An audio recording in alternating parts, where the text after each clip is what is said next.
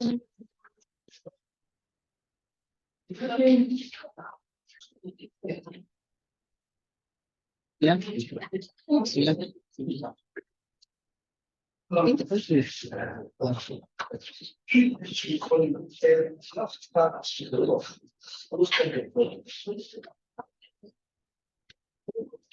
Okay, we've been given the go-ahead. So good morning, everyone. Good morning. Thank you for joining us on this panel on graduate school applications and graduate studies experiences in Europe. We have a panel of wonderful people who will help us demystify the application process and will contribute to make applications more competitive. So we can see our panelists online, but what I'm wondering is, can we spin the camera around so that the panelists maybe also see that we actually have a really good attendance? Should I be turning and the camera will follow me? But just to give an impression that you also see that we have a good audience here in Lagos who is looking forward to your insights. Okay, before we start, maybe I just say very briefly something about myself. My name is Katharina Oke. I'm a historian. I studied journalism and then I studied African studies in Austria. And then I moved to the UK and I studied for my PhD at the University of Oxford. So journalism, African studies, and then I became a historian. And Austria and Austria, I say Germany, and the UK. Yeah, and so I finished my PhD and now I'm currently a postdoctoral researcher. I'm a Marie Curie fellow, a postdoctoral fellowship. So that's just briefly about me. And now I'm very, very happy to introduce our panel, and I will do this in the order of how they appear in the program. So I will start with Irenitemi Abolade. She's a PhD student in critical management studies at the Technological University Dublin in Ireland. And she's doing research on decolonizing organization and management studies, embracing the gendered colonial difference. She intends to explore Nigeria's informal economy from a decolonial feminist perspective. She's currently in receipt of a TU Research First Time Supervisors Award. And Irenitemi also holds a master's degree in development sociology from the University of Ibadan. Next, we have Mohamed Alakiton, and he's a PhD student in sociology at the University of Cambridge. His research situates itself in the cluster of technology and society, with attention to the politics of knowledge production in Africa. And he's using Nigeria as a case study. He has completed a master's program in development and in African studies at the universities of Cambridge and Oxford. So he did 2 masters. And he did his undergraduate studies in sociology at the University of Ibadan. Our third panelist, Fadekemi Olawoye, is a doctoral candidate under the DFG graduate training program named Configurations of Film at Goethe University in Frankfurt, Germany. Her research is on costume and makeup in historical Nigerian films. She completed an MA in performance studies at the Institute of African Studies at the University of Ibadan and holds a BA from the University of Lagos. And the final panelist I want to introduce is One Puzumane. She is a PhD student at the Department of African Studies at the University of Edinburgh in the UK. Her research focuses on cities, criminal justice, culture, and gender and politics, intimacy and migration. She obtained her MPhil in African Studies from the University of Cambridge and holds a BA from the African Leadership College. So a very warm welcome to you all, and many, many thanks for joining us and sharing your experiences. Welcome. Okay, so in order to start us off, I would like to ask our panelists a kind of questions to give us an insight at what they are doing now, where they're at in their journey. So, dear panelists, I would like to ask you, where are you currently at in your graduate studies journey? Or if you want, if you want a different approach to this question, what have you just completed? Or what are you in the middle of doing? Or what are you about to start? So that's the first question I would like to ask you. And I would like for you to take turns in the order of the way I introduced you. So Irene Temi, if I could ask you to start us off. Okay, thank you so much. Thank you for having me here. I hope everyone can hear me. Oh, okay. So my name is Irene Temi Abolade, and I'm so happy to be here with everyone to share my experience and talk to you all. Thank you guys for having me. So currently in my studies, I'm a second year student PhD, Technological University Dublin. And I'm at the stage of field work right now in my data collection. I just completed, I would say I just completed like my first stage where I did an evaluation, which is something that we do regularly in my college to be able to progress to the next stage. So I just completed that now 2 months ago, and now I'm currently in Nigeria for where I am right now at my own research. Thank you.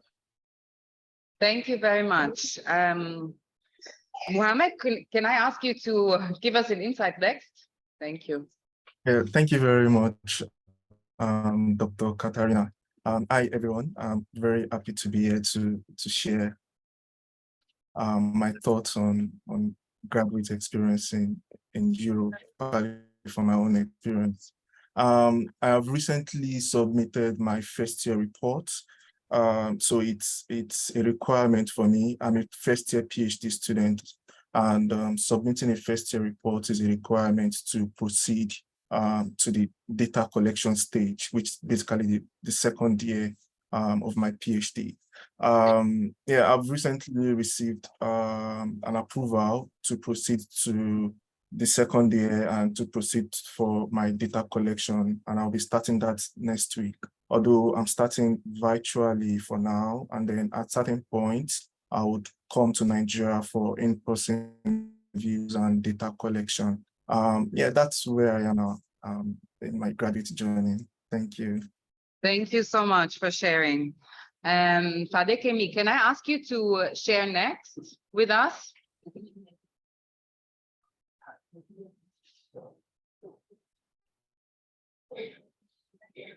Could you please repeat that? I'm not sure I catch that. Sorry, say again. Sorry, can you repeat? Repeat, okay. Fadekemi, can I ask you to share next? Okay. Good morning, everyone, and thank you, Katrina, for your warm introduction. I'm Fadekemi Olawoye. I'm a third year PhD student at Goethe University, Frankfurt. So what I'm currently doing is I'm currently revising and reworking my dissertation. So I've just completed writing like the chapters of my work. So I'm in the middle of revising and rewriting so that I could submit my final work for evaluation. So that is what I'm currently doing. Thank you. No, wow, very exciting. Thank you so much for sharing.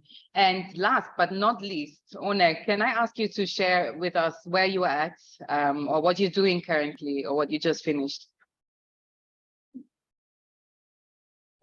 Good morning, thank you, everyone. I'm currently in my writing stage, early stages of writing. I'm in my third year PhD, so it's like dealing with a lot of data, trying to figure out where exactly to situate my work, out what to put in where exactly I'm going to be situating my arguments in the discussions, but also us after the PhD. As a postdoc, is it working, and how does that, what opportunities can there for them? So trying to balance that thing of writing and finishing, but also thinking of how to be an next.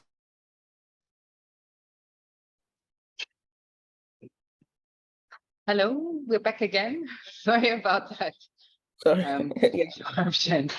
So you were saying sort of you were juggling trying to finish the PhD and at the same time thinking about your future steps, the next steps, sort of that's where you are at, if I.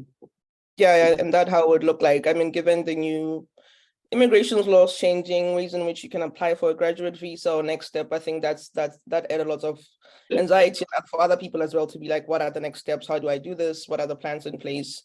Yeah, so that's where I'm at the moment. Wow, thank you so much for sharing, everyone.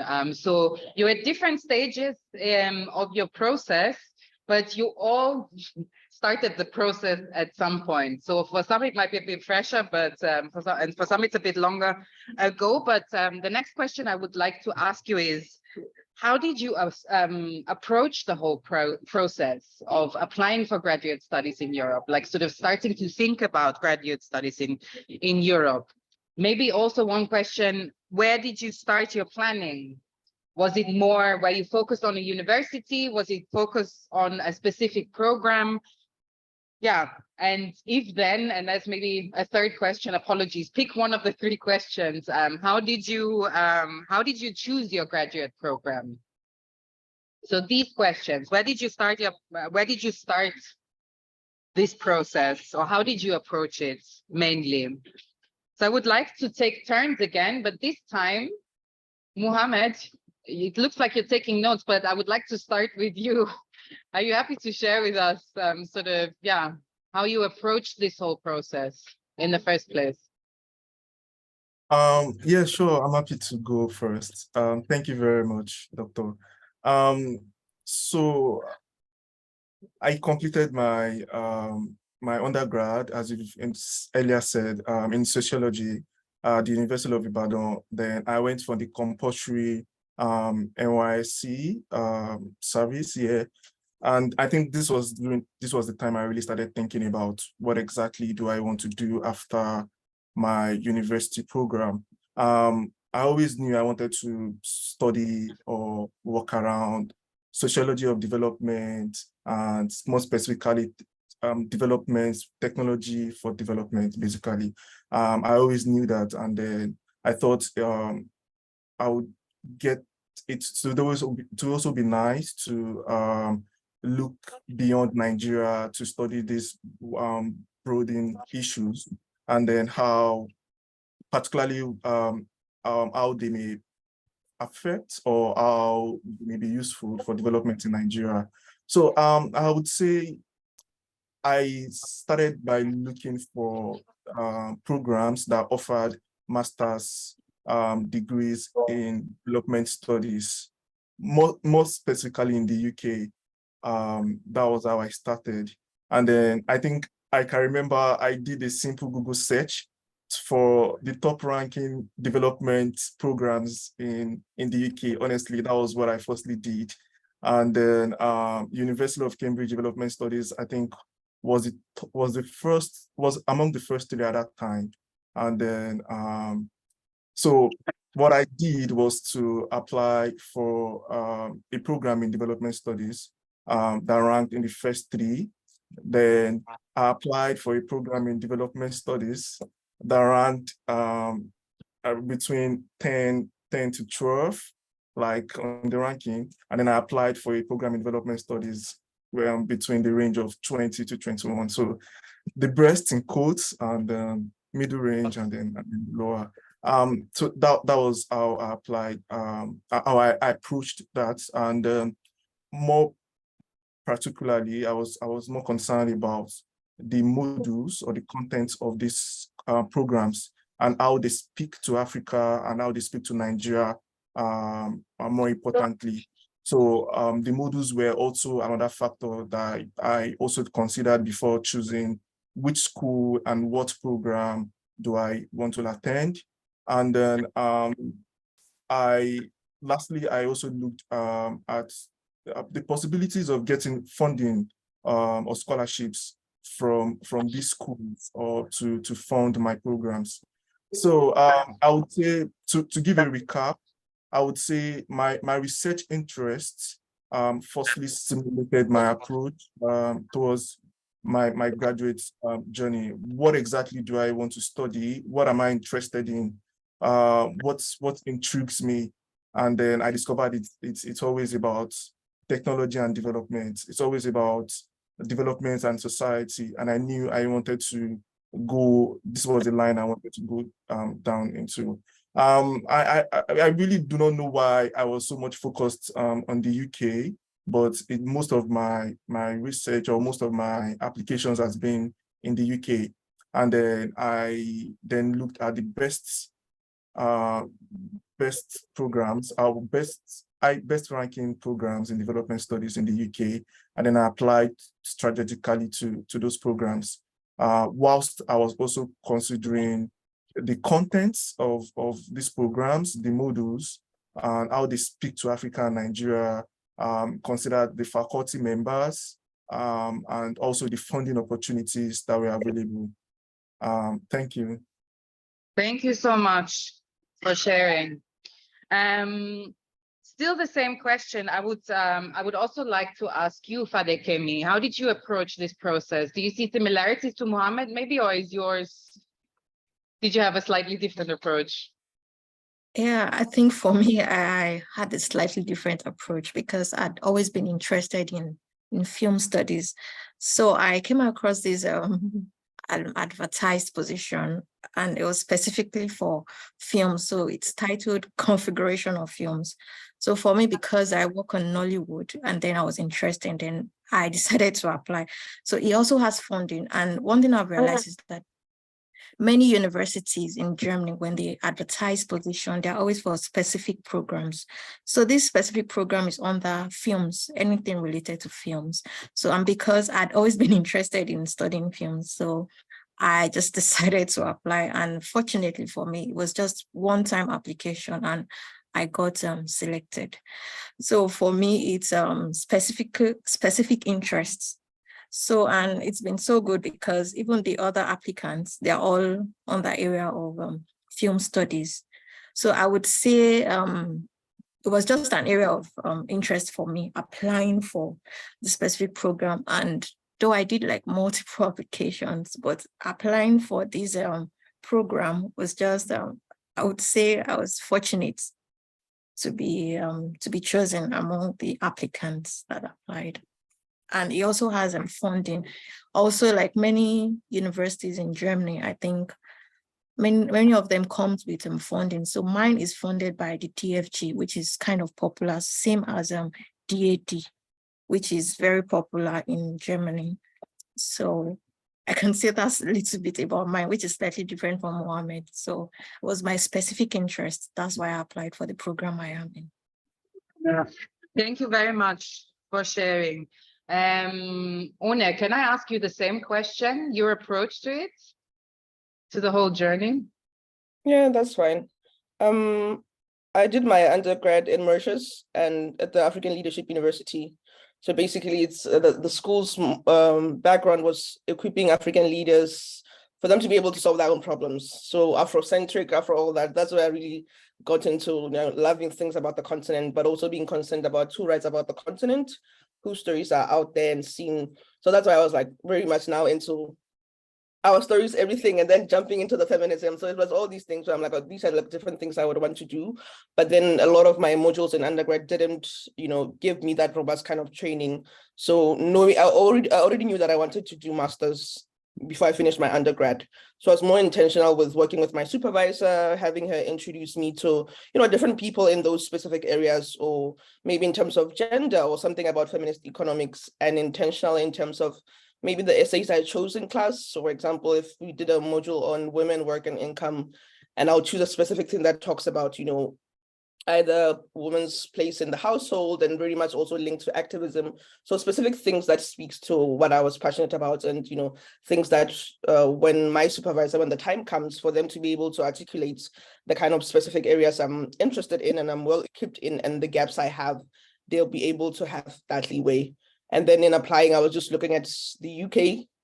For me, I did consider the US, but it looks like too much time, and I was just like, I'm not taking tests and exams. So I think for me, there was a specific list to narrow it down, and I wasn't going to go to Canada, it's too cold. So it was specifically the UK, looking at also that the fact that our undergrad was accredited by Glasgow University.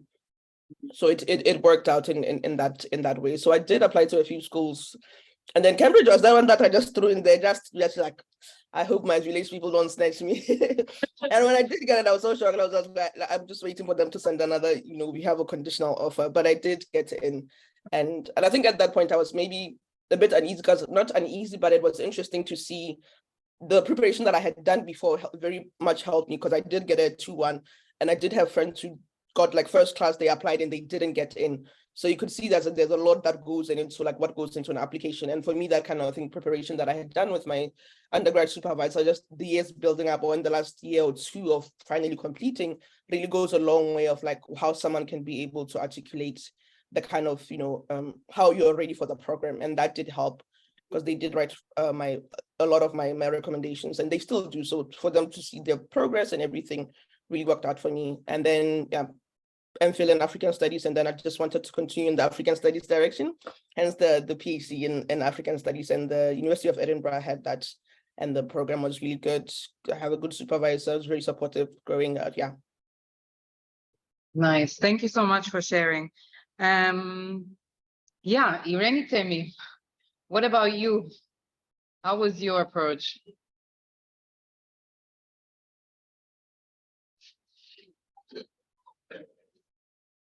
Can you hear me? Yeah, now you're Hello? coming back. Yes, now we can hear you again. Thank you. Yeah.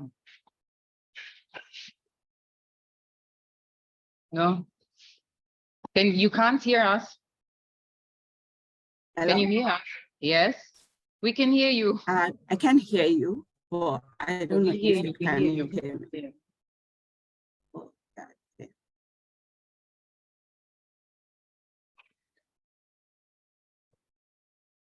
My headset, my speaker. Okay, we can hear you. Yeah. Oh, okay, grand. Okay, Yeah. great. Okay, thank you so much. And thank you all for sharing your experiences. These are so beautiful to hear. So for me, when I finished my master's, I knew I wanted to do a PhD, and I was going to continue in line with what I did, which is development sociology.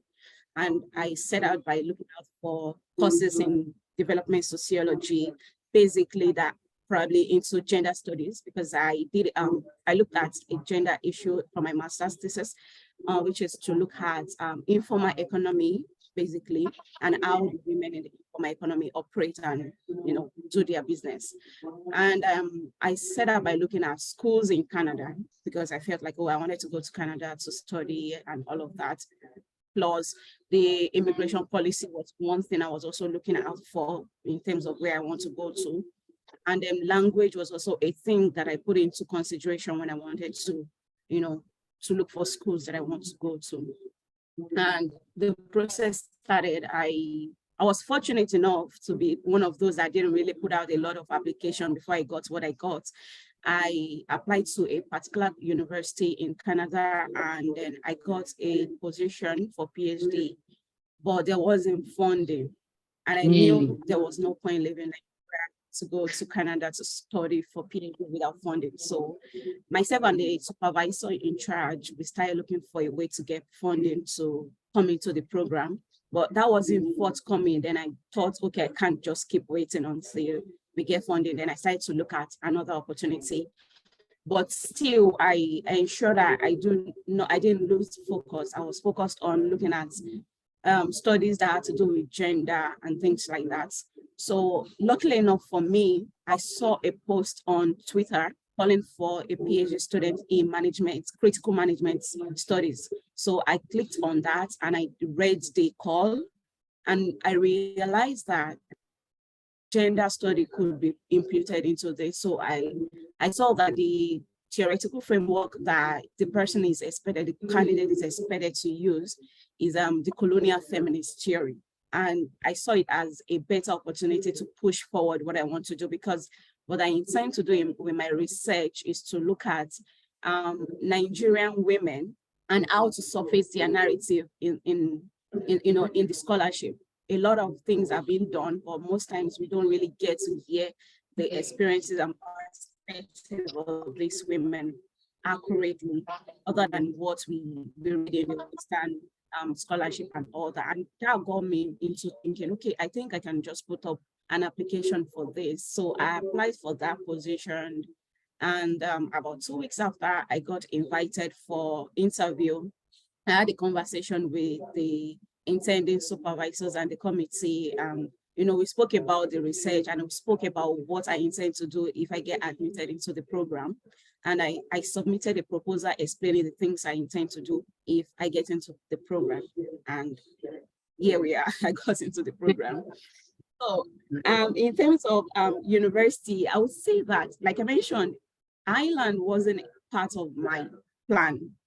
I think I was more focused in Canada. I never thought about UK. UK was a no-no for me.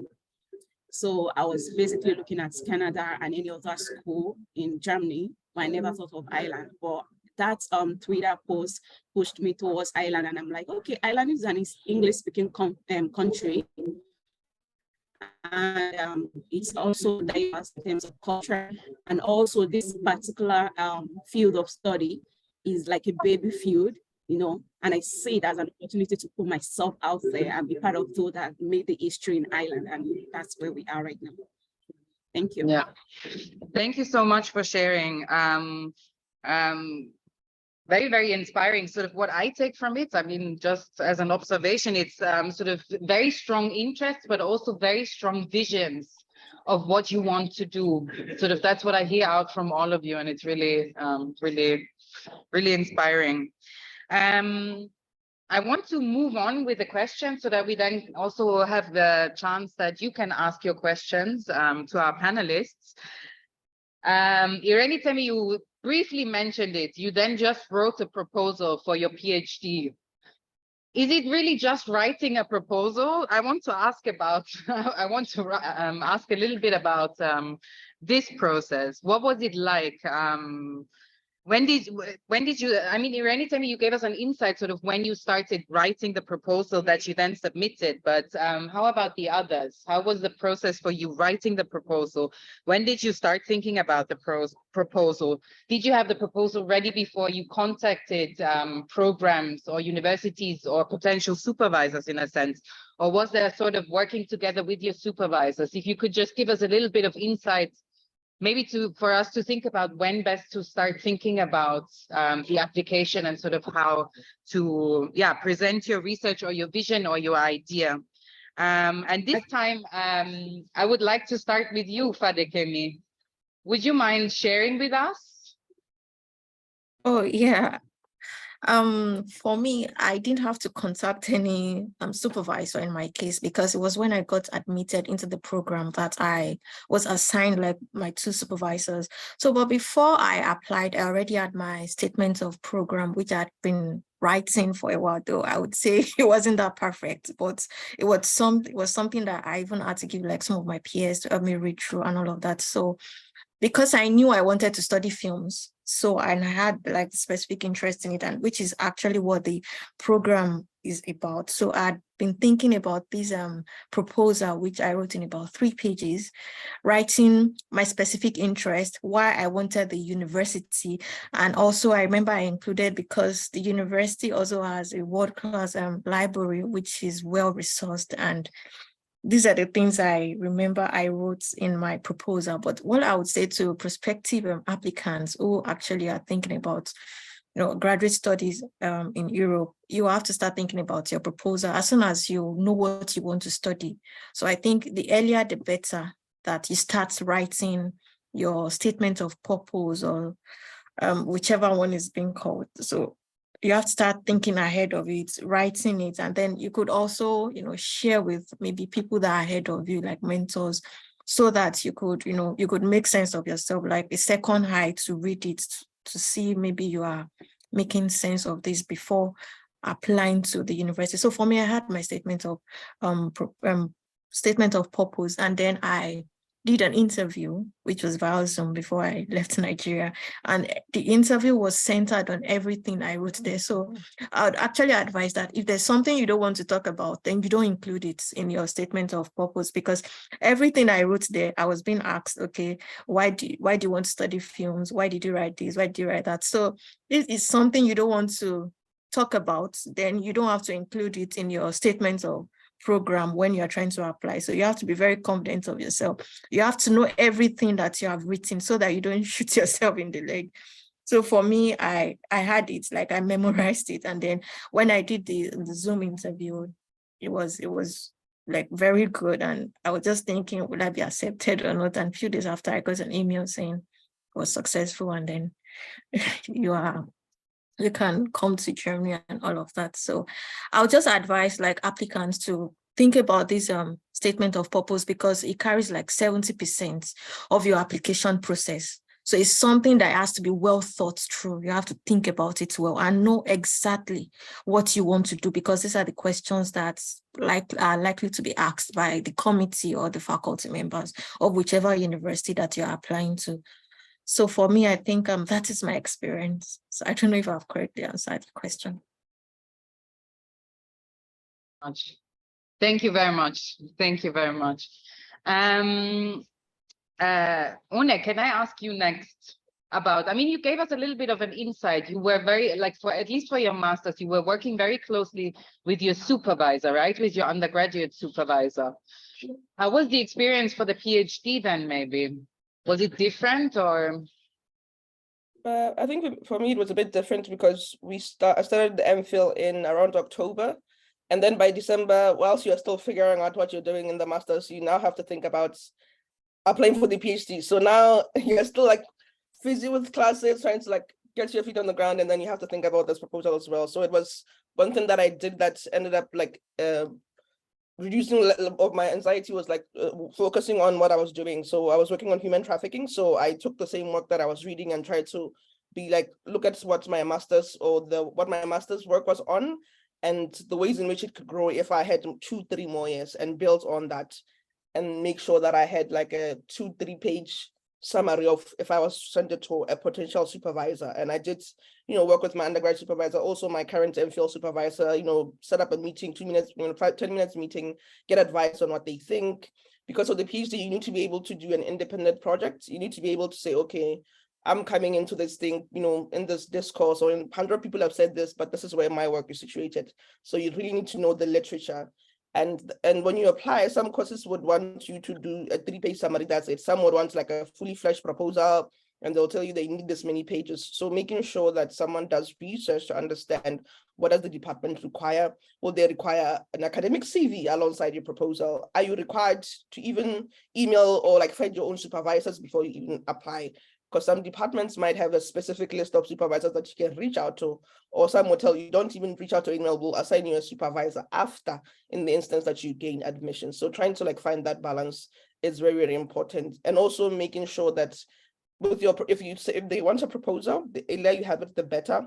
Because if you wait till like the last month when applications are closing, all these supervisors, they're going to have like loads and loads of emails in their inboxes, right? And if, for example, if you're applying to Oxbridge, they open around October, and by January the 7th, everything is closing, even funding, right? So who's going to be sitting in December trying to read proposals? So thinking about people's time as well, and say, how do you put your best foot forward? And also, if you're working with your maybe your current supervisor, who can introduce you to a potential future supervisor, so that you start building that kind of rapport with a potential supervisor. So even if you're not applying this year, how do you start thinking about application cycles next year, and who can you be in touch with, who can you be following, so that you're building on that. So for me, that was it, making sure that the proposal is there, giving it out to friends to read for me as well, so that I'm not also lost in my own head and saying, how do I balance what I'm putting in the academic CV in the proposal? Because there also has to be balance, and thinking about, the people reading this thing, how do I put my best foot forward? Yeah. Thank you so much. Thank you so much for sharing. Next, Irene Temi, how was it? How was it for you? You're muted. Yeah. Sorry. Sorry about that.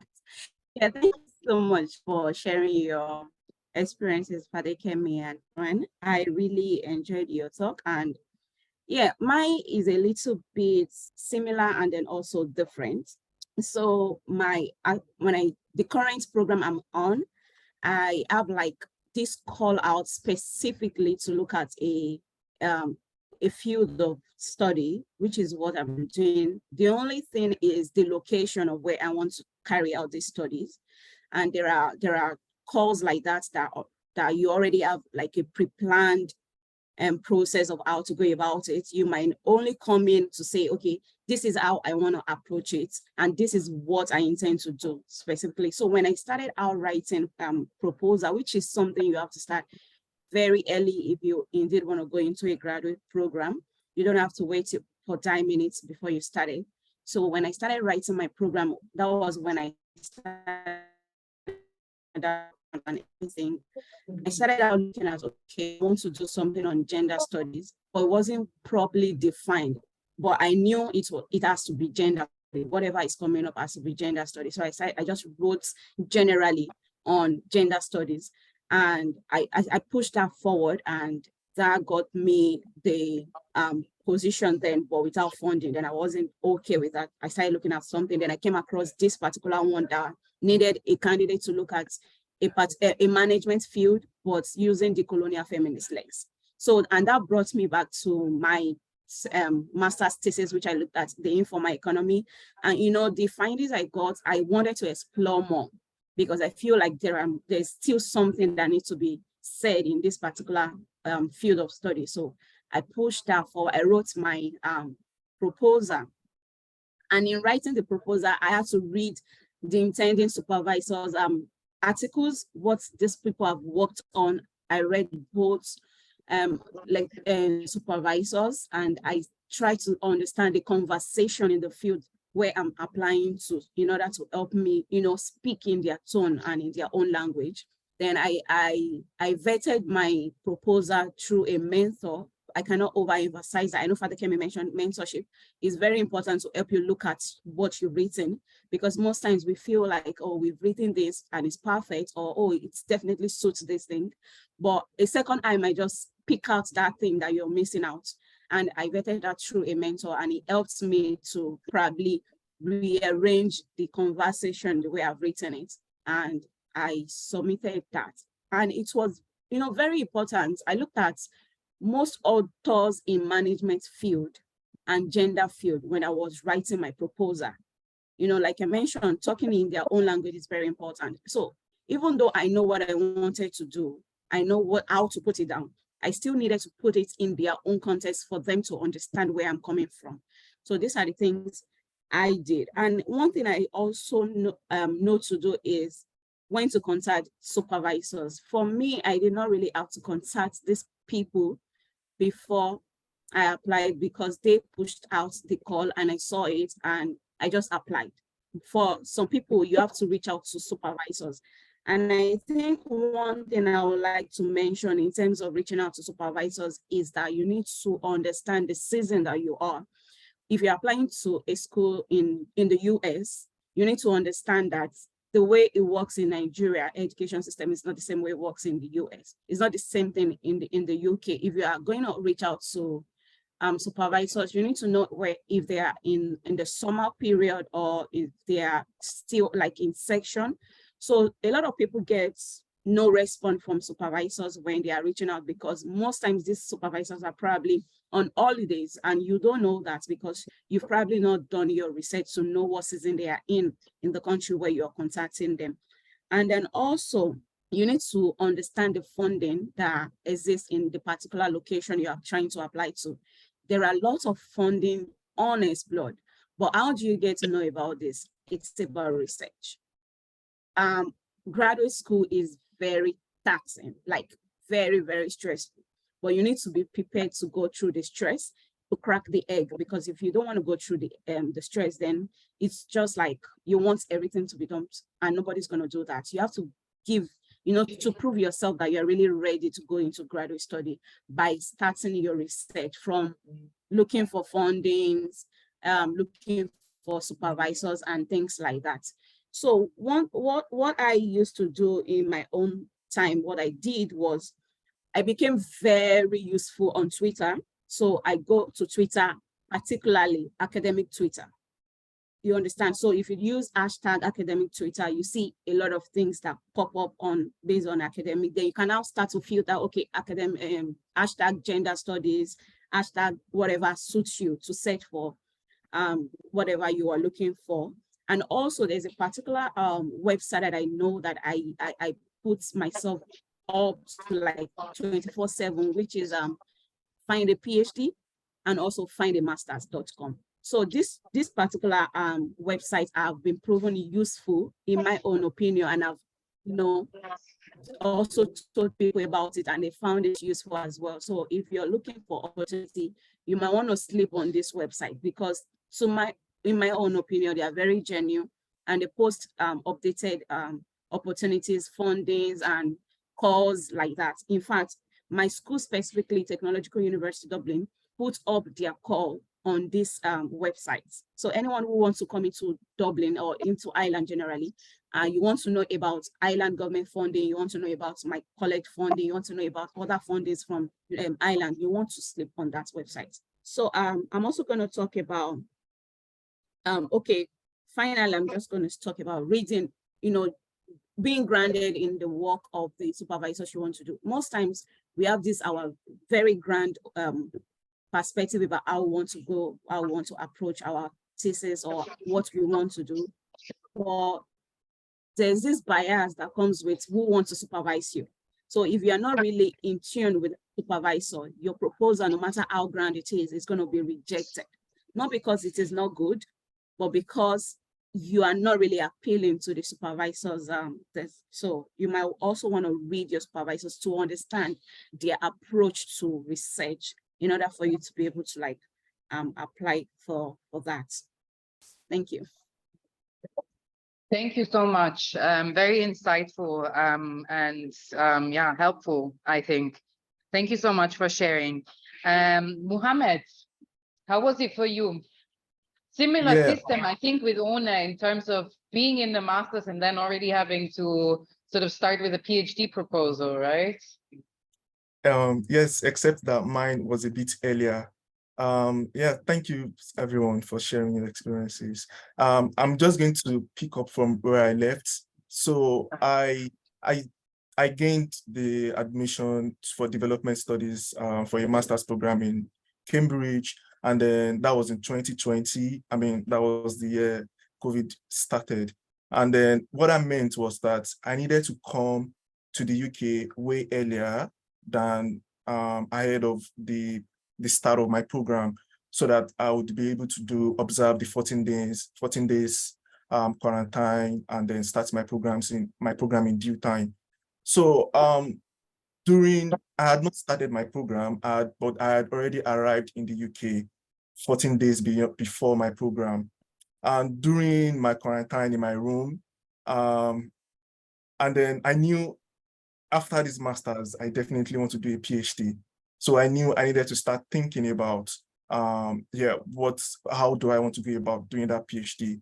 So right in my room during my quarantine, I looked for a suitable supervisor in Cambridge here, and then I sent an email. I just want to quickly signpost something to say that my supervisor had done some work in Nigeria, and that was my entry point. That was like the start. That was how I approached through our works in Nigeria in itself.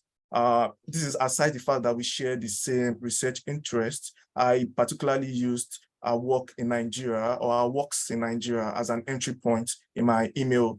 So I reached out to her, and then almost immediately, this is very rare, but almost immediately, she responded to me saying, she's happy to work with me. And then I also need to signpost another thing. People say send a long, people say don't send a long email, so that the shorter it is, the higher the chances of getting a response. So I would just say, well, maybe it depends. In my case, I was really detailed. I was really detailed, and then it was a long email. Yet I got response it was almost immediately, because I sent it late in the night, and I got a response that same night saying she wants to work with me, and then she's happy to take me on. And I have not even started my master's program. I don't even know what I would finish with, but I knew I wanted to do a PhD. I knew my research interest, and I knew where I wanted to work with. So that was already done. And then I responded to her email that same night saying, does she want me to share a research proposal? So in my initial email was introducing myself, using our works in Nigeria as an entry point, and then saying, this is what I want to do. More importantly, why do I think it's important? Like, why is that research important? Why should anybody care about doing that research? I think that was also another thing I emphasized in my initial email. And then when she responded that she's really glad to work with me, and then I responded by saying, does she want me to send a proposal just in case, just before I submit it officially through the application system?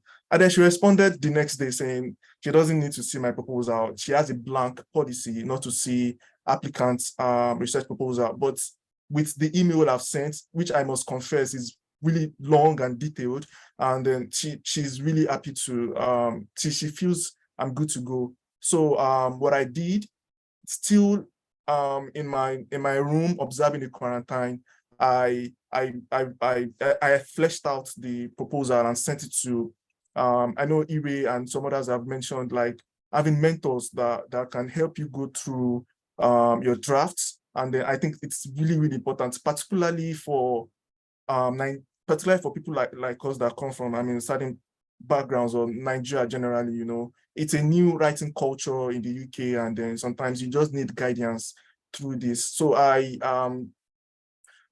drafted a proposal. I sent it to my mentors. I sent it to people that I thought would provide me useful feedback. And then I also sent it to a current PhD student in Cambridge, just to have that, just to be sure.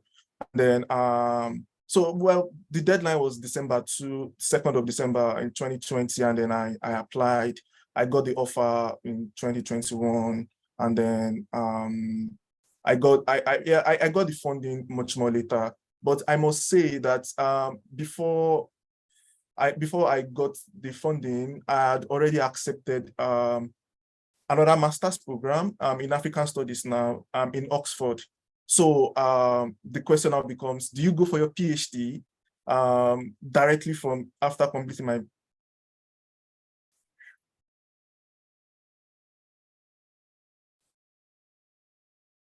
Oh, okay, that's fine. Oh, sorry, because I could not see you on the screen.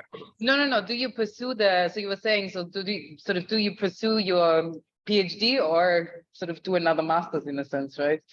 Yes, absolutely. Because I realized that doing the development studies program, I needed to have that. It had such an international outlook, which is fine, but I thought I needed to have that African. I really needed to understand the African context before proceeding to a PhD.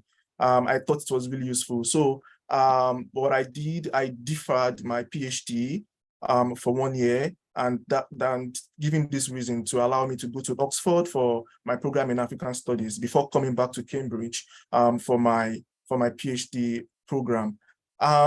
So I think that's like how I've approached, or how I approached my PhD and the process in itself. I would just to recap, I think having the same research interest with my supervisor was really important.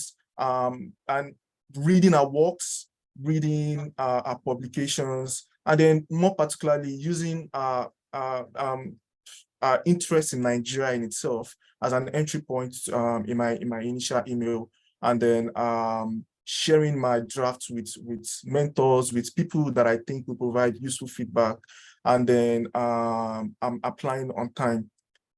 Yeah, that's it. Thank you. we didn't just learn about the proposal, but also I think very important insights in thinking about how to contact potential supervisors and how to go about it in terms of timing, in terms of finding connections, in terms of, how to think of your own brilliant idea, not just in your own terms, but also how to make your idea attractive to someone who can then supervise you. So I think thank you very much for sharing, all your insights in a sense. I would like to ask one more question, and perhaps we can keep it a bit brief. Then we have about half an hour time for you to ask questions to the panelists. So the last question I wanted to ask is sort of turning a bit more to challenges, and you've pointed at these different things. I think one of the main things are funding, and what has also been mentioned is like sort of various visa regimes in a sense that might be challenging. So I just want to ask the question open. I will not force an order on you, sort of who wants to reply to what. Thinking about challenges and sort of, how to overcome them, or what are the biggest challenges in a sense that you can think of? Okay, I think I would like to go first. If I might understand you correctly, you're talking about challenges in regards to visa, like application, like traveling abroad. Making it possible, to pursue this journey, I think my own case was kind of specific because it was during COVID, and that was in 2020, and it was really like a very terrible time all around the world. So I started working from Nigeria before I traveled. So because we had been having like online lectures, which I did via Zoom and all of that. So getting a visa then to travel in the midst of COVID was very difficult. So, but along the line, I was able to manage, and my supervisor had to write like a specific letter for me to go to the German embassy.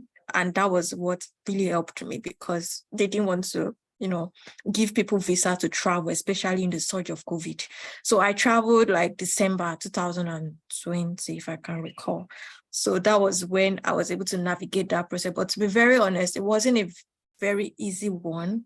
And I don't know, I don't pray that COVID comes back. But for my own experience, I think it was more like difficult getting that visa. But I think aside that kind of period, it will be easy to get like a visa, especially when you have letters from your school that you want to, apply for your visa, all of the requirements in which different countries, they have their requirement for visa application. So for me, it was just a letter that I had to get to back up my visa application process. But I don't know, I think without that, I might not have been able to travel them. But the school had already started. They had already started lectures and reading classes and all of that. So the way I could navigate that process was I just joined online. So I think that was very productive for me. So I didn't have to miss out on so many things when I eventually traveled to Germany to continue with my other colleagues. So that's my own experience in the visa application process. Yeah, thank you. Okay, I can go next. I think for me, the visa process, one of the challenges that I could identify when I did get funding for Cambridge, they didn't cover flights at first and visa costs, right? So there had to be this back and forth of negotiating or asking people to send emails. So sometimes it's just, when you do get the offer, when there's funding, there'll be all those small things you're going to have to either come up with or try to negotiate. And what sometimes makes it difficult as well is even if you can get maybe a department to cover your visa costs, they want you to pay the money first and they'll refund you when you get on ground, right? So imagine if you're applying maybe for a 4-year PhD, that means you have to pay for the health searches. So you're going to spend around £2,000. And I'm like, who has £2,000 lying around just for vibes, right? So then there's those challenges of like, then who's in your community who can help you with that or do that. Yeah, but most of them won't just give you money. They'll have to refund you on ground. And that's if there's like funding they could find, or if your supervisor can send out a few letters. So that's one of the challenging things, to be like preparing for visa costs and flights as well. So making sure that the kind of funding available is able to cover those kind of costs would be really helpful in reducing some of these difficulties. But also one of the challenges, I think, looking at UK right now in the current kind of immigration debates going on, whose children are not coming into the country, it's going to be, I think, difficult shifting a lot of dynamics in terms of application processes, because even the leave to remain is being changed from this year to this year. So the goalpost is always shifting, and I think universities will be forced to respond to that and the kind of students that are going to be allowing to come in, so that they don't have those kind of either difficulties or having to jump through hoops. So making sure that you're keeping up to date with what's the this current government is saying, what am I required to have, what can I be doing, and making sure that also your departments are aware, so that when they do give you visa letters, it's very thorough. It's very like, this person is coming for this, coming for that. Yeah. So those are the kind of, I think thinking ahead and thinking into the next year, or like even when people start applying this year, and even if I apply for a visa process next year, when the new rules have come and all of that, also thinking about Brexit and all of these things, how now they will affect all these things about funding and those kind of specifics. But also I think one of the challenges is coming into the UK and trying to settle into that writing style and everything, right? It's not like there's a specific way to write, there's a specific way to communicate. So I think for me, that was one of the challenges, just getting to that English and just, so yeah. So that's some of the challenges, I think, just trying to speak that language, communicate in terms of like academic style, kind of like growing that muscle. So making sure that you're prepared for those kind of things and reaching out to your departments for help when those kind of things happen. Because for me, when they didn't cover the visa cost, I went to my department, talked to my supervisors, and they're like, okay, let me send a few emails around, see which pockets of people which department can help here. And then we took it from there.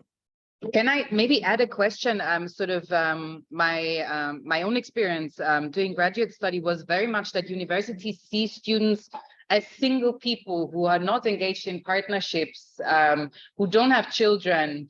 So in a sense, I feel like, is that maybe also a factor to think about, like if you're approaching a graduate school and sort of engaging with your department, negotiating all these things of funding and visa applications and these kinds of things, sort of just definitely you have to, because you can't just parachute into the country with a family and they didn't know, because when you tell them those kind of things, they're able to like, okay, advise you about housing, advise you about specific things, or where your kids will go to school, other things that they'll able to advise you. But also then it's like either one of you, either your family has to come with dependent visa, and that is changing, right? That whole dependency visa who can come in is really going to change, and also how much money you need to have in your account to have a family here, and also how people are able to access work right now is going to change as well. So pretty much when you apply or when you're in the program, starting that early conversation with the department to be like, I really would want to bring my family later in stages. So how will that work?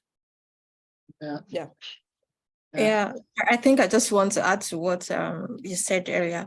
So for me, my funding, my program was funded by the DFG, and then you have the opportunity to bring your family, three children and your spouse if you're married. So it was one of the attraction, like if you're married and then you can come, and then they'll be dependents, and then so they consider the fact that you could be married, you could have children, so 3 children and then your spouse, and then it was being funded. Obviously, I was reimbursed my travel costs, my visa application fee, and all of that was being reimbursed because that's part of what was written in the contract. So I think some other funding also have their own specification, but I can speak of my own. So you could come with your family, and then they will go to like free schools, like the children go to free schools, and then the spouse will also have opportunity to work, having a work permit. So my own funding came with that. I just wanted to jump on that. Thank you. Yeah, okay, so I'll just go ahead with mine. And very important that you mentioned about most schools not seeing graduate students to be married. And then thank you, Fadikemi, for clarifying that as well. So in my own case, there was no relocation fee for me in my funding. So I had to sort that out myself. So everything that had to do with relocation, all my colleague did was just send the proper document for me to go apply for my visa. And then I did all of those arrangements myself. So when you're applying, you need to be sure what is existing, what are they doing for you? And also perhaps if there are opportunities for you to negotiate and have like a discounted, like, okay, so pay 50% of my relocation fee and I pay 50%. Some college will do that for you. Some will even waive it for you eventually if there is money in the faculty or the department you're being admitted into. So that said, and for Ireland specifically, there's this family unification that is existing. And, you know, everybody just read about this and they're happy. But for a PhD student, master student are not allowed to bring their family in. But for a PhD student, you can come in with your family. But it's also something to know that it's different from being able to bring your family into the country and being able to work. If your spouse is coming with you as a PhD student into Ireland, they are not permitted to work. So they are being given a stamp that does not allow them to work. So that means you have to have proven to have that finance to be able to bring them in, which is always very difficult for a PhD student probably who is being sponsored by a college and being paying a stipend. So if you're going to bring your family in, you have the opportunity to work as a graduate student for 20 hours during school section, and then 40 hours during holidays, which we never even got. We don't even have holidays anyway. So, but that's what exists. So you know that you have 40 hours, then you have 20 hours during school section. And also, I think I should mention that, okay, in my own case, well, I am not married, so it was sort of easy for me to move and do all of those things. But, you know, for someone who is probably married, you have to apply for your husbands and maybe your kids and yourself. You know, the process might be very difficult. But one thing I feel like people need to do is to do adequate research when you want to come into the country. You know the policy that exists in that country, know how this policy suits you as a student.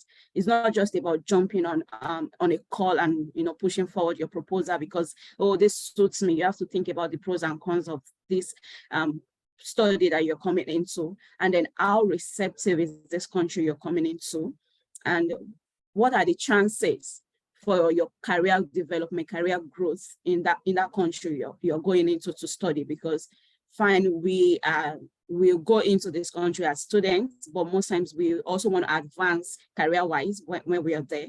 So you need to understand how open this country is, and even particularly the institution you are probably applying to. You need to understand what operates in this institution as a graduate student, so that you know if it's really a place you're going to thrive or a place you're going to be striving to get ahead, you know, things like that, which is very, very important. And okay, I think that, yeah, that's basically, so just for you to know that. Then housing crisis in Ireland right now, we are going through a tough time in Ireland. UK, there is crisis, yeah, housing crisis, but yeah, I'm I can homeless tell right you now. boldly I'm homeless right now. that in Ireland, if you come to Ireland right now, it takes the grace of God for you not to pack your bags the next day and say, damn it, I'm going back. Like, why? What's going on? But, you know, the government is trying to put things in place and see how people can be comfortable and everything. But it's still not enough, because there's this internationalization of academics that is going on, but there are no, you know, proper structures in place to accommodate this plan they intend to put in place and things like that. So when you're coming, you need to be mentally ready to go through probably language barrier, maybe food issues, crisis or challenges, and also maybe settling in, which is part of immigration issue experiences anyways. You need to understand that you don't just come in and get settled like ABC. There are things that you have to face, that you need to go through to be able to settle in properly. And you need to understand, I think Mohammed mentioned it about the style that exists in your institution. You need to understand the writing style. You need to know how to communicate effectively with your supervisors. You need to also, as a graduate student, know what you want and know the expectations of your supervisors. If possible, ask them. When you meet with them, ask them, what are your expectations for this program? What do you intend to do? How does this impact your career? How will this help my career also as a graduate student? And what are the things you expect me to do? And how frequently do you want us to meet? If the supervisor is saying, oh, let's meet every week, and in your own opinion, it's not so convenient for you to meet every week, perhaps because you live very far away, or maybe because you feel like you want to be very busy with your work and you want to always have tangible things to give your supervisor every meeting, then you can, you know, have that compromise with your supervisor saying, okay, why not let's do it twice, every 2 weeks, maybe once in 2 weeks, let's meet once in 2 weeks, or maybe any other thing, just something to have that conversation. Don't just be like that student that takes everything. Don't say yes to everything, else you will get burnt out. It's easy to get frustrated as a graduate student. So don't say yes to everything. Know when to say no to some requests, even from the faculty, even from the institution itself. Know when to say no, so that you have a good life. Because doing masters or PhD is a part of your life and not a total of your life. So you need to be able to balance that part of your life, because if not, I may sit with you, you will not really enjoy your journey. And a lot. And I'm sure you might have probably met people who told you, oh, it's very difficult to do PhD or to do masters and things like that. And that's a fact. They're not lying. But it depends on you as an individual to be able to do these things and then know how to negotiate all that aspect of your life in order to enjoy it. So Okay. that's it for me. Thank you so much. Yeah, Mohammed. Yeah, so I'll just quickly jump in on the challenges. Thank you, Iretemi, One, and Fadi, for sharing your experiences. So I'll try to quickly speak to the funding challenges and also visa, even whilst you are in the UK. So for my master's programs, I did not necessarily face any funding challenges. In fact, I think the challenge was even more of choosing which funding to go for and which not to pick. So, but for the Must be nice. okay, well, maybe let me quickly speak to that, because for my master's, I mean, I received, for the development studies master's in Cambridge, I received a couple of offers, and then I accepted one. It was just going to fund my tuition and some allowances, but it wasn't going to give me, not going to fund my flight and visa. And then weeks later, I received another one that said, they are going to fund everything, but you have to reject the first one. And then and then there was also a faculty one. So yeah, but because I mean, people have mentioned, the panelists have mentioned that you need to look at conditions comes with these scholarships and what do they fund, what do they not fund, and then you pick them. But this does not also mean that I did not face challenges, particularly for my PhD. And this would lead me to what I want to say next. I think with graduate applications and fundings, to me, it looks like the fundings can come in 3 ways: externally, private, internally, from the department, from the faculty, from the university itself, and the third one is probably from government. Although all of these 3 are not mutually exclusive, but I think these are 3 major ways prospective applicants should look into to get fundings. I've received each of them, and then but I think where I got more challenges was the one from the private. It's a private external to the university, but there were a lot of administrative issues about getting the money, to sending the money to the university, although the University of Cambridge recognizes that particular funding body. And in fact, they have a kind of relationship, because I'm not the first to win that kind of scholarship, but there were kind of administrative issues, particularly because I deferred my PhD, So you could also face challenges that are administrative, that could be administrative or even beyond. It's not just about getting the funding in itself. There are other factors to look at. So with the visa, and I also want to say, even after getting into the UK, it's also can also be kind of complicated. And I'll give an example. So my program in Oxford officially ended June 30th. My program in Cambridge starts October 1. The UK introduced a policy that says that you need to start your new program 28 days after your visa expires. So if you don't start, then you have to come to Nigeria to apply for a new visa and go through the system again to come back. So you can, even though you are in the UK, you are progressing, you can even still face visa complexities or challenges, So I mean, I made efforts to add discussions with the Cambridge International Office, the UK Visa Office, and they said the rule is the rule. I think this is a particular problem for Oxbridge universities. Oxbridge starts their programs, usually start their program in October 1st. And so unlike other UK universities that start their programs in September, so if your visa expires in August, for example, it will be easy for you to start your program within 28 days if you are in other universities apart from Oxbridge. But because Oxbridge starts their programs in October, you would usually go beyond the 28 days before starting your program. So you would have to go to Nigeria, apply for a new visa, and then come back. So it's always good to be aware of, like, there can also be visa complexities even after you've got to the UK and you think you figured it out. And then with the funding, I think looking at those three opportunities or three ways: government fundings, both home and abroad. There is the Nigerian government funding, there is the UK government funding, there are internal scholarships for departments, from faculties, from the university itself. And then there is also external funding from NGOs, from private organizations that are interested in your research, from private family members. Anyway, I mean, a family member might choose to also sponsor you, and maybe from your own personal savings if you have the money. So I think these are like the opportunities. The last challenge is people, the panelists have spoken to that, so I would not necessarily talk much about that. And that's about adapting to the writing culture. It can be really, it's so different from when you write in Nigeria, and it can be really daunting at first, trying to settle down and trying to really learn about writing that in a way that is acceptable in this place. But anyway, the panelists have spoken so much about that. Thank you so much. Well, thank you all so much for sharing. So various considerations come in. I think especially what you shared with regards to the last question.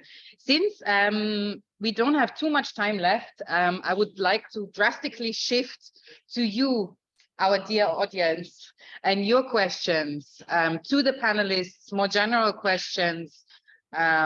Feel free to jump in. I would suggest we collect a couple of questions and then direct them at you, the panel. Does anyone have burning questions? I see one hand here and a second one over there. So maybe we start with, thank you.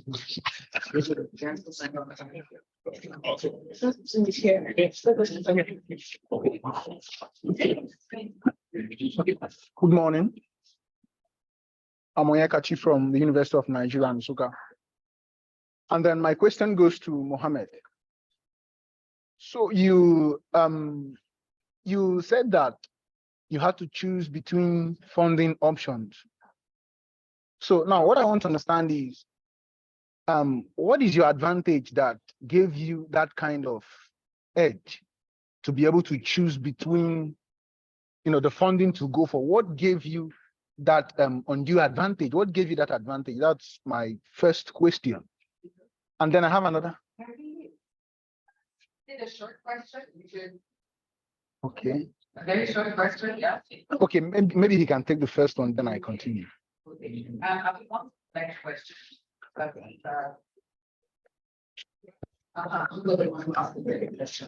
come back to you.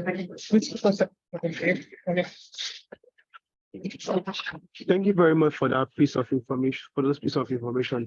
Yes, this is my question.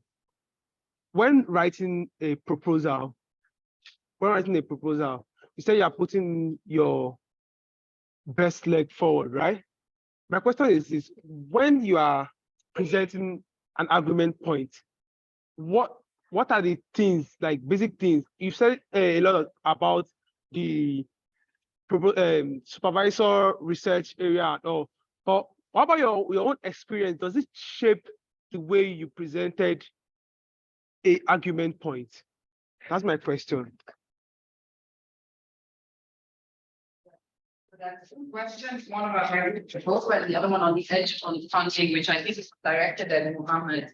Do we have questions in the chat? Yes. Yeah. So direct questions to the panelists. Okay, so maybe we start with the edge for funding questions. Mohammed, if you want to quickly reply to that. And maybe if I can ask the other panelists in the meantime to think about the second question about writing a proposal. Okay, thank you very much, Onyekachi, for your question. I really don't know what advantage I have over others. I really don't know. But I think what I just did was that, as I said, I tried to look at beyond within those three opportunities that lie: the government funding opportunities, the private opportunities, and the department of the university's opportunities. So one good thing about Oxbridge is that if you apply for a graduate program and then you get in, you will be considered for all fundings that you are qualified for. So you get considered for all you have to do is just indicate that you need a scholarship or a funding for your program. You'll be considered for all.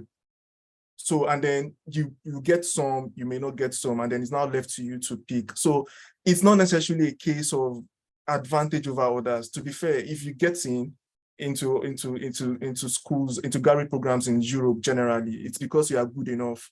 It's not necessarily because maybe you are better than some other people. You are good enough for the program. And then when it comes to the funding opportunities, Oxbridge considers you for all possible scholarships. And then you get offers from them, and then you will not choose which to go for or which not to go for. But beyond that, you could also apply. There are scholarships like Chevening, Commonwealth that are required to do external applications. So you could get scholarship externally without the university knowing, and then when the university gives you an offer, then you now have to choose between one, because you can't take up two scholarships at the same time.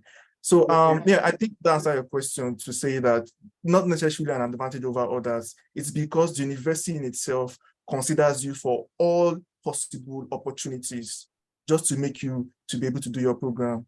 And then you may get multiple offers, and then you now have to choose. So I'll leave the rest for that. Thank you. Thank you very much. And the second question was about writing the proposal and sort of, I think, navigating. Temi, I think you talked about it, like sort of navigating your own idea versus the argument a potential supervisor is making. I think this is where your question was heading to. Yeah. Yeah. Okay. Yes. Thank you. So I know I did mention that, but one thing I would like to clarify is that when I say that you need to tailor your proposal or know your supervisor's research or their work, I'm not saying that you have to strip your own, you have to strip yourself of what you intend to do. Right now, for my own program, I got a call actually, which is why I said it's more like a prepared or pre-planned proposal already, because they know what they wanted to do. But I brought the idea of what I'm doing right now to them. They only gave me a theoretical framework they want us to work with. So how do I work with this theoretical framework? I had to tell them I would love to look at the informal economy in Nigeria, because they were trying to use the colonial feminist lens to look at the global South. So I came on board with a proposal of looking at using the colonial feminist lens to look at the informal economy in Nigeria, which has, like, the informal economy houses a huge number of Nigerian women, and the experiences and perspectives of these women are not being properly represented when it comes to management scholarship. And that was what I brought on board. But what I meant by saying you need to know the onions of your supervisor is by I've read my intended supervisors, prospective supervisors, if you like. I read their works and I understood what is going on in the field of management and organization study, to be able to see how my work can adequately fit into that. And that was how I tailored my proposal. In fact, I need to mention that they did not ask me to submit a proposal.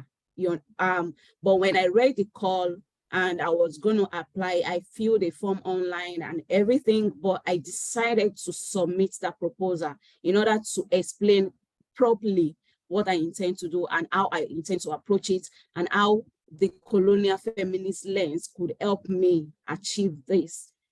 All they wanted was just my use of the colonial feminist lens and use it in a global South society. And I pushed that application forward. So if you are preparing your application, you need to understand what your supervisors are doing, but you are coming on board with your own idea, totally your own idea. And you need to be able to put that what because you're coming into a program as a graduate student and your intending supervisors are actually an expert in the field where you're coming into. So they believe that for this person to be able to see you through your program, then you should know their work and they should be able to, help you walk down the aisle properly in that field or in that program that you have chosen. So that's I mean that you are going to do something different or something that has to do with your supervisor entirely. Yeah, it's still your work. Just the approach that I'm talking about. Just settling in. Thank you so much. A second round of questions. Are there more questions? I see one hand here. More questions from the audience.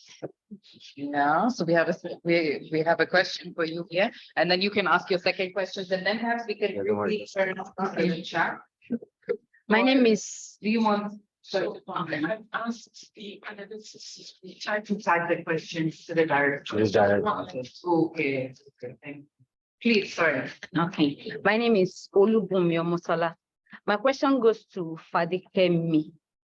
My question is about language. She's studying in Germany. Is the mode of instruction, is it English or is it German? Okay, thank you for a very interesting question. Actually, for my program, the mode of instruction is English, and because where I live in Frankfurt, which is a metropolitan city. So basically what that translates is that many people here speak English. So it's more like they speak German too, but they speak more of English because there are many internationals there. But compared to other cities like Berlin, Cologne, and other cities in Germany, some of them do not. Berlin is like the capital of Germany, and then they speak English too, like that. But some smaller, cities, they speak Deutsch. So, but the requirement is you also have to be able to speak Deutsch, because which was one of the requirements for my program. So I'm currently taking a language course, but the mode of instruction is English. So depending on the program when it's being advertised, but many times the language of instruction is always English, because that's always a form of deception. They say, oh, you want to study in Germany, they speak Deutsch, but I would tell you, frankly speaking, that is a lie. They speak English in many universities, but you are also required to learn the language. And learning the language, it depends on the level. For example, now you have to learn the language for survival. If you are going out there on the street, you want to take the tram, the train, you have to be able to even ask questions. Oh, where am I going? How much does this cost? Like those little skills, you need it for your survival. So you need a survival German skill. You can hear on the streets, bus, parks, and all of that. But also depending on the program, some will ask you specifically, you must be able to learn that language before you graduate. So for me now, I'm doing a language course and I'm at a specific degree. So it's not every university that they speak Deutsch as a language of instruction, but many schools speak English.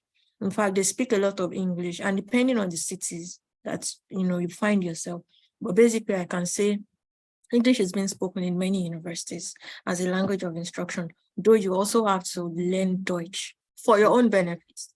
Yeah, for survival. Can I ask a follow-up question on this one? Is it like, so you say you're doing a language course now. Are you being tested then in the language? Because you said it's a requirement of your course to also learn German. Okay.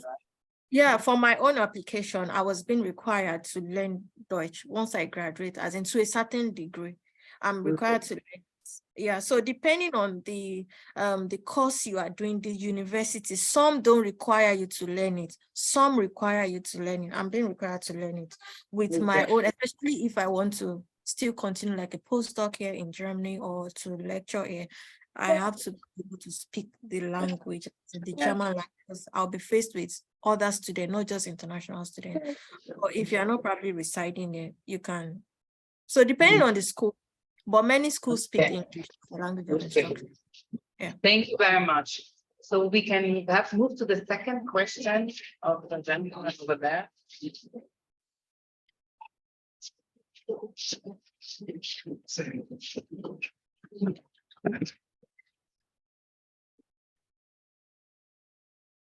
Okay.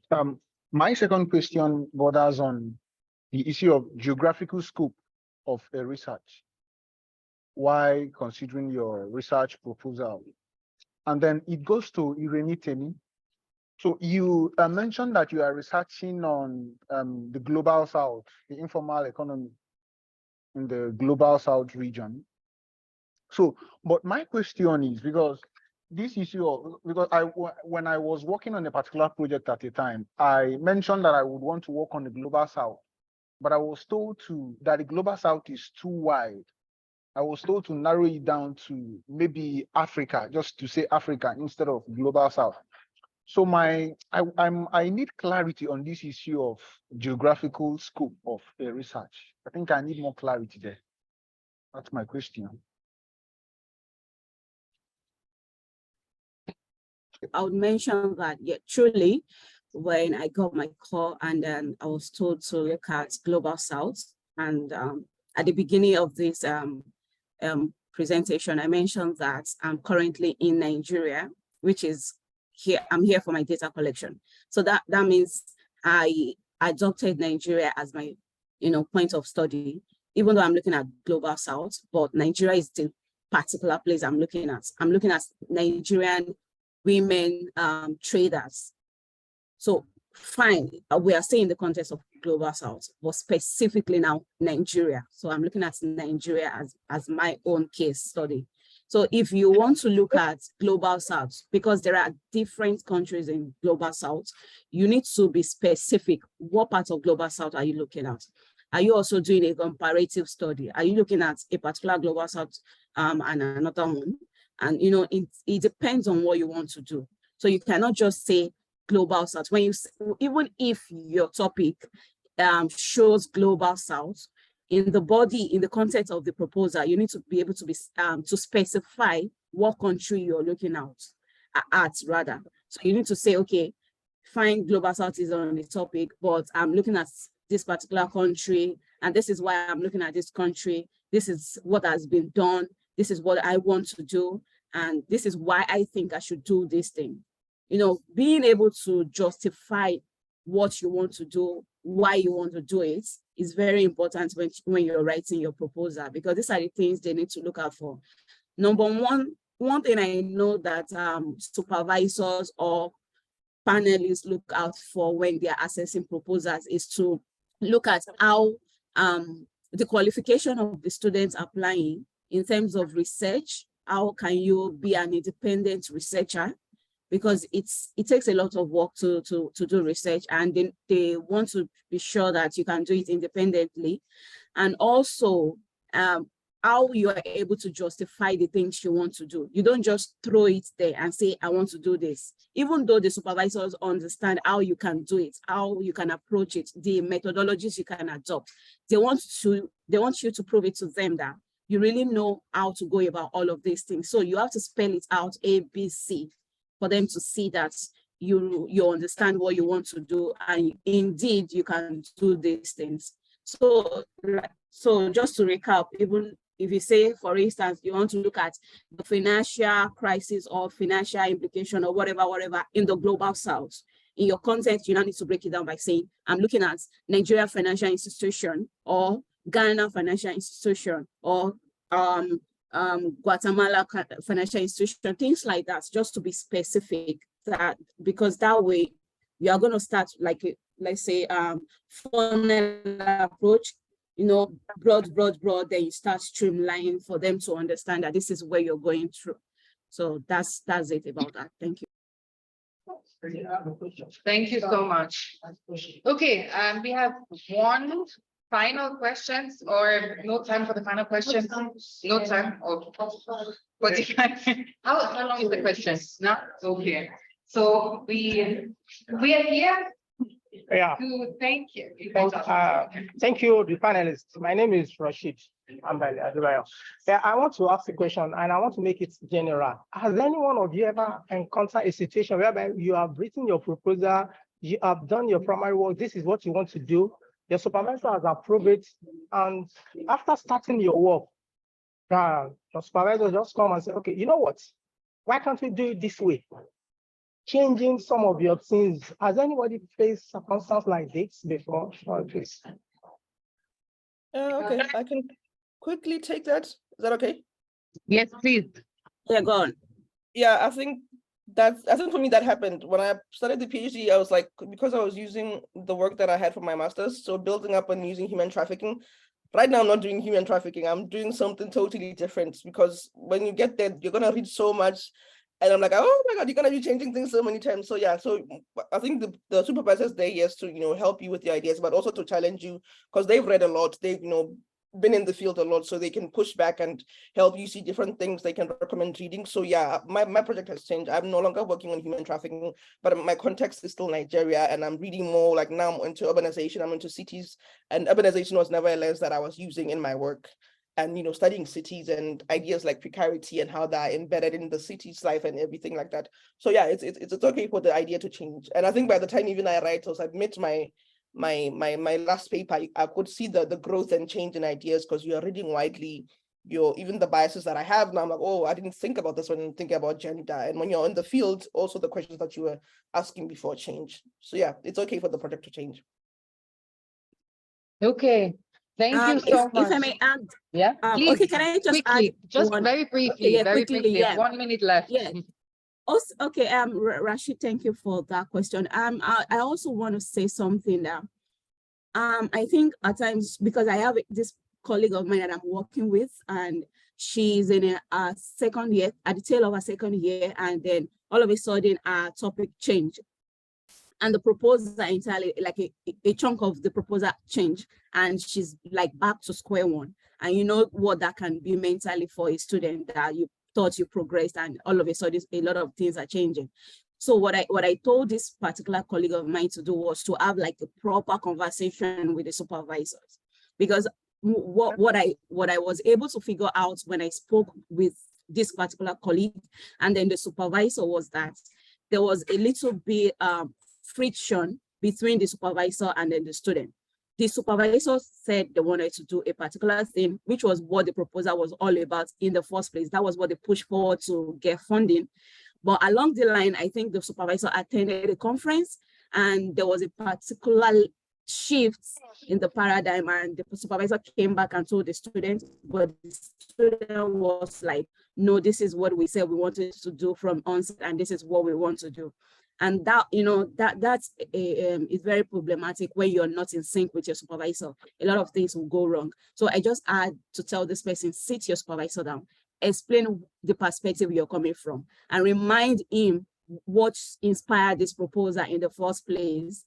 And maybe, just maybe, you guys can take, a compromise. And indeed, she had that conversation with the supervisor, and then they brought out the former proposal, and then this particular new topic that the supervisor is coming up with, and they deliberated on that. And eventually what they concluded on was, okay, let's still maintain the content, but maybe we now change some of the research questions that we want to look at in order to cover more than we expected before.